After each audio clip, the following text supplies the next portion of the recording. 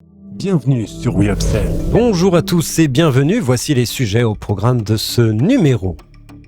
Garbit organise le voyage de l'exotisme culinaire, Trésor de Kellogg's adopte la grenouille de Rainforest Alliance, Body solidifie sa croissance visant le retail et la GSS, Lego reste connecté au monde des jeux vidéo avec Animal Crossing.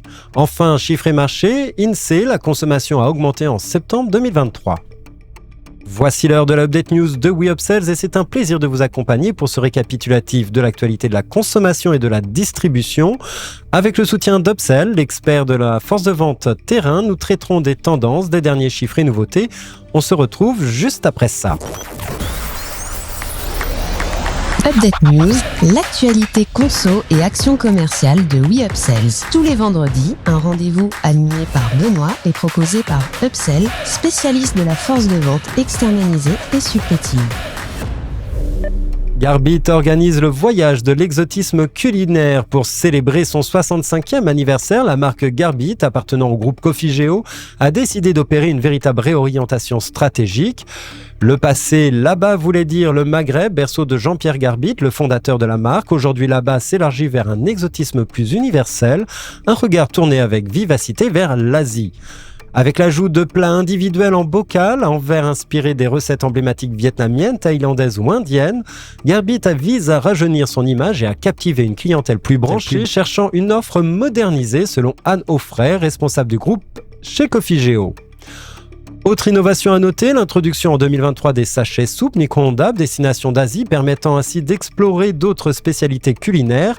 Anne Offray résume Garbit comme une marque fédératrice et optimiste, ouverte sur d'autres cultures. Un nouveau logo et une nouvelle signature Bon comme là-bas seront lancés fin 2023 et déclinés sur toutes les gammes en 2024.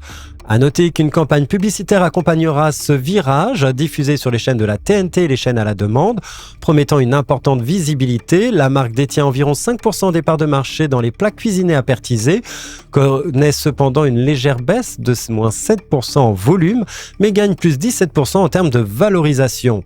Ces nouvelles orientations devraient donc aider à consolider sa position tout en explorant des territoires culinaires inédits. Trésor de Kellogg's adopte la grenouille de Rainforest Alliance depuis septembre 2023. Chaque paquet de céréales Trésor et Trésor Sticks aborde fièrement la grenouille de Rainforest Alliance, un geste qui s'inscrit dans la politique d'approvisionnement responsable de Kellogg's concernant 15 ingrédients clés dont le cacao. Kellogg's a lancé en 2013 le programme mondial Kellogg's Origins, prônant l'approvisionnement durable et la conservation des ressources. Le programme a conduit à la création de plus de 40 initiatives visant à aider les agriculteurs à adopter des pratiques durables. La grenouille de Rainforest Alliance est un symbole de durabilité. Ces nouvelles orientations n'affectent en rien le goût unique des céréales Trésor, dont le succès n'a pas faibli depuis leur lancement en France en 2007. La marque conserve sa position de leader, représentant 17% du chiffre d'affaires du marché des céréales. Avec cette transition vers le cacao durable, Trésor appuie l'engagement de Kellogg's à être un acteur majeur dans l'évolution vers une production alimentaire plus éthique. Body solidifie sa croissance en visant le retail et la GSS. La jeune pousse prometteuse de la cosmétique solide, Body consolide son modèle digital en migrant vers le domaine physique et élargit sa présence en ligne. Un an après la création des produits, sont désormais disponibles à la vente à la grande épicerie de Paris et sur nocibé.fr. Ce mouvement stratégique permet à la marque d'élargir sa clientèle en proposant aux acheteurs une expérience directe avec les produits. Fabriqués en France, les produits de Body ont reçu un score de 100% sur l'application Yuka. Body propose une gamme de 6 produits sans ingrédients controversés, notamment dans les formulations pour shampoing, savon et nettoyant pour le visage avec un pH neutre. Les formules qui moussent généreusement font appel à l'expertise des parfumeurs de grâce pour créer des senteurs douces et agréables. Body est une marque engagée du collectif Clean Collective, dont l'objectif est de réduire l'impact environnemental des produits d'entretien et de lessive. La gamme responsable est adaptée pour toute la famille avec des garanties sans sulfate, sans silicone ni allergènes. Selon les données de Kantar, les ventes de cosmétiques solides connaissent une croissance rapide, passant de 1% de la population française à 7,5% de la population en 2021. Le marché en France aurait généré 85,5 millions d'euros en 2022. Lego reste connecté au monde des jeux vidéo avec Animal Crossing. Lego continue d'explorer l'univers des jeux vidéo en se tournant cette fois-ci vers le populaire jeu de simulation de vie Animal Crossing de Nintendo. Prévu pour mars 2024, cette décision fait suite aux collaborations réussies avec d'autres jeux populaires tels que Super Mario et Minecraft. Depuis la sortie d'Animal Crossing en 2021, le jeu a gagné un public fidèle, ce qui en fait une transition naturelle pour Lego.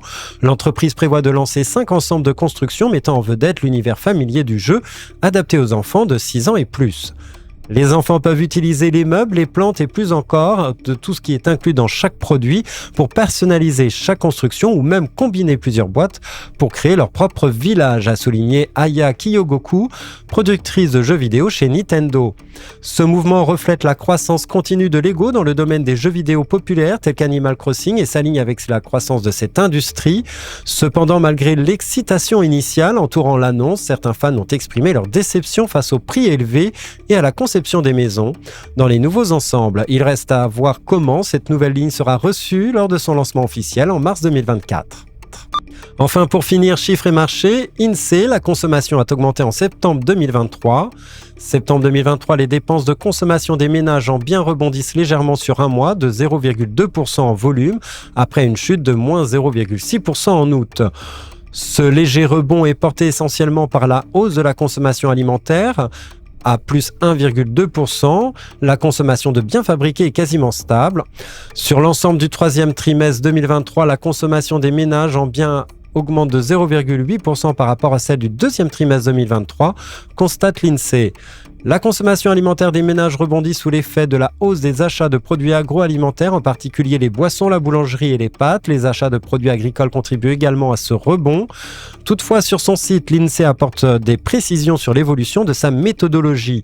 Depuis la précédente publication, des informations ont été intégrées et les coefficients de correction des variations saisonnières et des effets des jours ouvrables ont été actualisés. De plus, une nouvelle méthode d'estimation de la consommation mensuelle de produits alimentaires a été mise en œuvre pour les données à partir de 2020, des indicateurs construits à partir des données de caisse pour les achats effectués en grande surface et des indices de chiffre d'affaires pour les achats dans les commerces spécialisés sont désormais utilisés, ce qui permet de travailler à un niveau plus fin par produit que ce que permettaient les indicateurs plus agrégés du commerce de détail de la Banque de France.